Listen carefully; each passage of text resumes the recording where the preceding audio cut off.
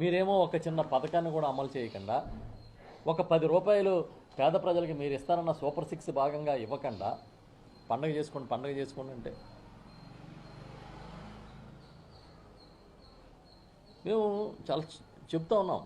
ఈ రాష్ట్రంలో సంక్షేమానికి బ్రాండ్ అంబాసిడర్ ఆ రోజు నుంచి ఈ రోజు వరకు జగన్మోహన్ రెడ్డి గారే. ఎందుకంటే చెప్పినట్టుగా ఆచరించి చెప్పిన డేట్కి డబ్బులేసి అన్ని రకాలుగా అన్ని వర్గాలు బాగుండాలనే కోరికతో పనిచేశారు. పండగ నాటికి 10 రూపాయలు మీరు ఇస్తారన్న సూపర్ 6 పథకాల్లో భాగంగా 10 రూపాయలు సాయం చేయలే. జనవరి వస్తే రైతులు పెట్టుబడి సాయం వేసేవాళ్ళం. వైఎస్ఆర్ రైతు భరోసా ఏమైంది? ఇవాళ ఎరువులు బ్లాక్లో కొనుక్కునే పరిస్థితి తీసుకొచ్చారు మళ్ళీ ఈ రాష్ట్రాన్ని. ఎవరికైనా లాస్ట్ ఈ గవర్నమెంట్ వచ్చిన తర్వాత ఒక్క రైతుకి పెట్టుబడి సాయానికి 10 రూపాయలు రాష్ట్ర ప్రభుత్వం ఇచ్చిందా? మేము అడుగుతున్నాం.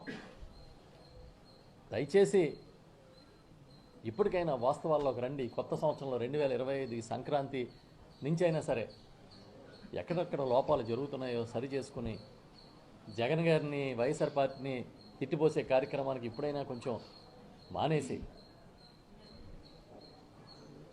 ఎందుకంటే ఇంకా లోతుకి వెళ్తే చాలా ఉన్నాయి. ఇదే పరిస్థితి ఉంటే మన మీద మనం ప్రజల నమ్మకం కోల్పోతారని ఈ మధ్యన ఒక ముఖ్య నాయకుడు చెప్పారు. ఆ పార్టీలో ఆ ప్రభుత్వంలో ఉన్న ముఖ్య నాయకుడు. అది నిజం. కాబట్టి మేము చేసేది ఏంటంటే పేద మధ్యతరగతి దిగువ మధ్యతరగతి ప్రజలను దృష్టిలో పెట్టుకుని పనిచేయండి. ఈ ప్రభుత్వం పండగ సందర్భంగానైనా సరే కనీసం ప్రజలు బాగుండాలనే ఆలోచన చేయండి. కరెంటు ఛార్జీల దగ్గర నుంచి బస్సు ఛార్జీల దాకా ఏది వదలకుండా దెబ్బ మీద దెబ్బ కొట్టి సూపరు డూపరు పండగ అంటే ఏంటిది? వాళ్ళు చంద్రబాబు నాయుడు గారు ఇంకో పథకాన్ని కూడా ఏదో అనౌన్స్ చేశారు, హ్యాపీ సండే. హ్యాపీ సండే అని ఇంకా ప్రతిసారి ప్రతి ఆదివారం నాడు ప్రజలందరూ కలిసిమెలిసి ఉండేలాగా బ్రహ్మాండంగా డ్యాన్సులు, నృత్యాలు ఇవన్నీ అంటే కార్యక్రమాలని, సాంస్కృతిక కార్యక్రమాలు ఏర్పాటు చేస్తామని. ఏదో కొత్త బ్రాండ్లు వస్తాయి హ్యాపీ సండే అని చాలామంది మందు ప్రియులు ఆశపడ్డారు. చివరికి వాళ్ళని కూడా వదలలేదు బాధేసి. హ్యాపీ సండే కాదు, ఎవ్రీడే హ్యాపీ డే లాగా ఉంచమని ఈ ప్రభుత్వాన్ని కోరుకుంటున్నాం. తొక్కిసలాట జరిగింది తిరుపతిలో, సిగ్గుపడండి. చారిత్రాత్మకమైన అత్యంత ప్రాశస్తమైన తిరుమల తిరుపతిలో ఇలాంటి సంఘటన జరగడం మీకు సిగ్గు అనిపించట్లేదా?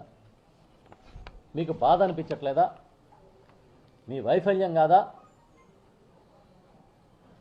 దాన్ని కప్పిపుచ్చుకోవడానికి ఏదో బాధితులకు ఎవరో డబ్బులు ఇచ్చి మాట్లాడిచ్చారని మళ్ళీ సాక్షాత్తు దేవాదాయ శాఖ మంత్రి గారు మాట్లాడతారు. అంటే అక్కడ తొక్కిసలాట జరిగి జనం చనిపోయి కకావికలం అయిపోతే పరిస్థితులు క్షమాపణ చెప్పడానికి కూడా మీకు నోరు రాలే. నేను క్షమాపణ చెప్పాను మీరు చెప్పండి అని టీటీడీ చైర్మన్ బిఆర్ నాయుడు గారిని వాళ్ళ బృందాన్ని పవన్ కళ్యాణ్ గారు చెప్తే తెలుగు భాషలో నాకు నచ్చని పదం క్షమాపణ అన్నట్టుగా మాట్లాడాడు ఆయన. మళ్ళీ తర్వాత ఏమైందో ఏదో సర్దుకున్నాడు. మేము అడుగుతున్నాం, ఈ సంఘటనకి క్షమాపణ ఎవరు చెప్పాలి?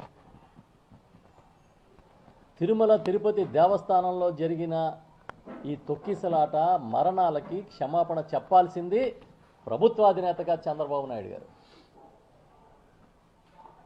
ఏదో టీటీడీ మీద తోసేసి వాళ్ళ వైఫల్యంగా చిత్రీకరించొద్దు.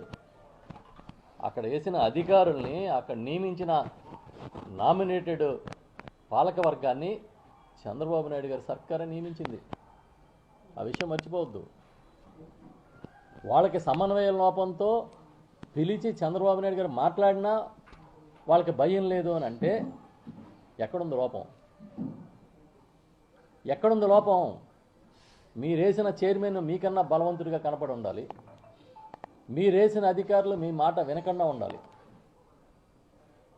అందుకు ఇలాంటి దుర్ఘటన జరిగినందుకు మీరు క్షమాపణ చెప్పండి. కానీ మీకు క్షమాపణలు చెప్పే అలవాటు లేదు. రాజమండ్రి పుష్కరాల్లో 28 మందో 29 మందో చనిపోతే ఆ రోజే మీరు క్షమాపణ చెప్పలే. క్షమాపణలు చెప్పడం, ప్రాయశ్చిత్త దీక్షలు చేయడం, వీటితో కొత్త రాజ్యాంగాన్ని సృష్టించొద్దు. బాధ్యుల మీద చర్యలు తీసుకోండి. మీరు చేస్తే ఒక క్షమాపణతో పని అయిపోద్ది అనుకోకండి. ప్రక్షాళన చేయండి. రావడమే లడ్డు అన్నారు. తిరుమల పవిత్రతను దెబ్బతీసే విధంగా ఏదో జంతు కొవ్వులు కలుస్తున్నాయని, కల్తీ అని చెప్పి ఒక ప్రచారాన్ని మొదలుపెట్టారు. దేశం అంతా ఆశ్చర్యపోయింది, ఎంత నీచంగా రాజకీయం చేస్తారా అని. జగన్మోహన్ రెడ్డి గారిని ఇరికిద్దాం, దుమ్మెత్తిపోద్దామని సాక్షాత్తు ఈ ప్రభుత్వం నడిపే పెద్దలందరూ ఇరుక్కున్నారు దాంట్లో.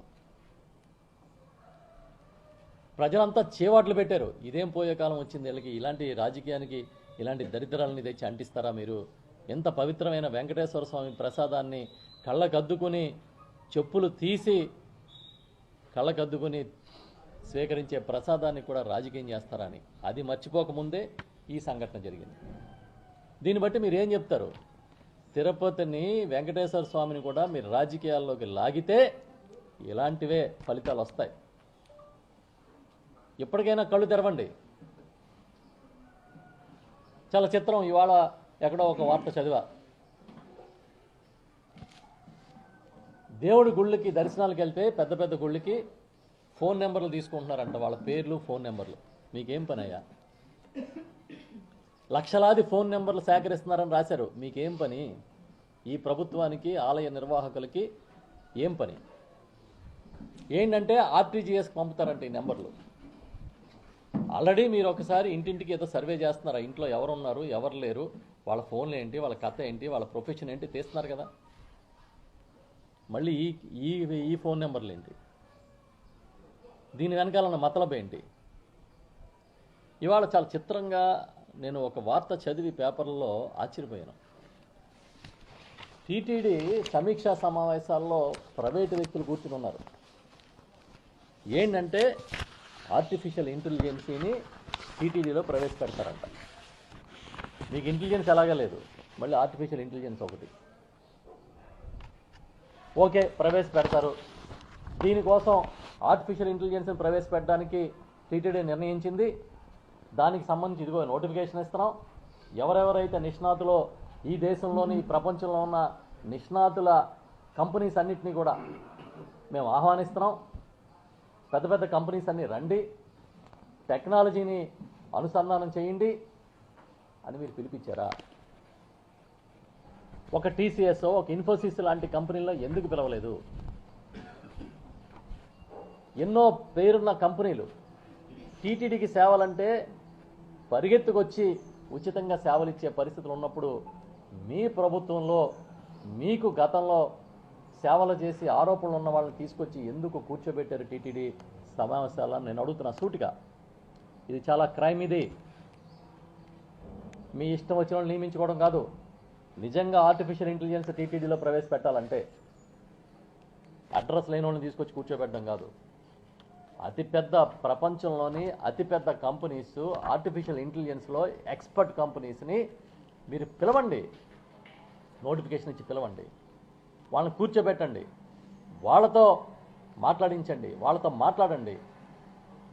ఎలాంటి సాంకేతిక పరిజ్ఞానాన్ని టీటీడీలోకి తీసుకురావాలో మాట్లాడడం మానేసి మీరు ప్రైవేటు వ్యక్తుల్ని తలాతోకలేని వ్యవహారంలాగా తీసుకొచ్చి టీటీడీలో కూర్చోబెడితే రేపు వాళ్ళు చేసే తప్పులకి ఎవరు బలైపోతారు? భక్తులు బలైపోతారు, ప్రతిష్ట బలైపోద్ది.